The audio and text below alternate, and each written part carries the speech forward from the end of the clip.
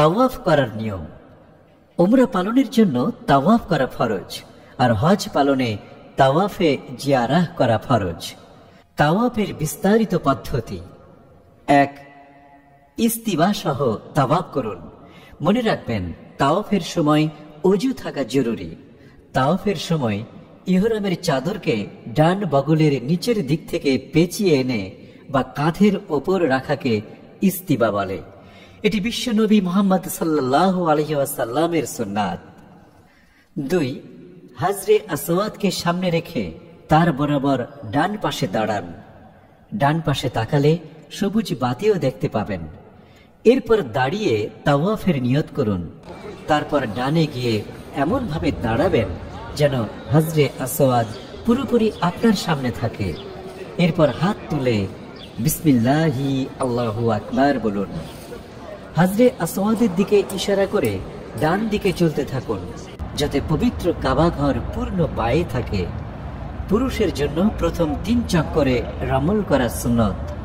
রমল অর্থ বীরের মতো বুক ফুলিয়ে, কাঁধ দুলিয়ে, ঘন ঘন কদম রেখে দ্রুত গতিতে এগিয়ে চলা।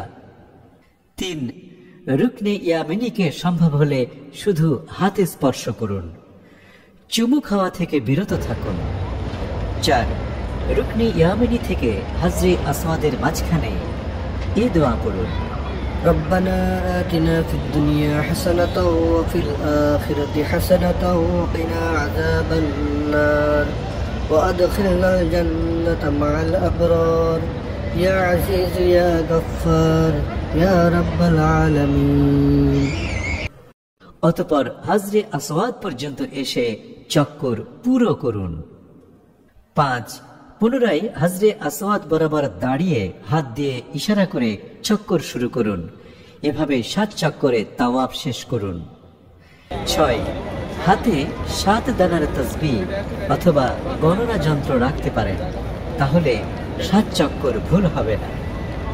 7. এই সময় যে দোয়া, সূরা, আয়াত মনে আসে তা দিয়ে দোয়া করবেন, কারণ এটা দোয়া কবুলের সময়। 8. তাওয়াফের 2 রাকাত নামাজ ওয়াজিব।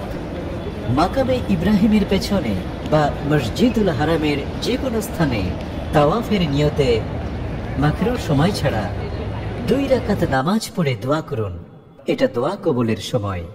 এরপর জমজমের পানি পান করুন। আপনার তাওয়াফ শেষ। এখন সাই করার জন্য পথ নির্দেশনা দেখে সাফা মারওয়ার দিকে অগ্রসর হন।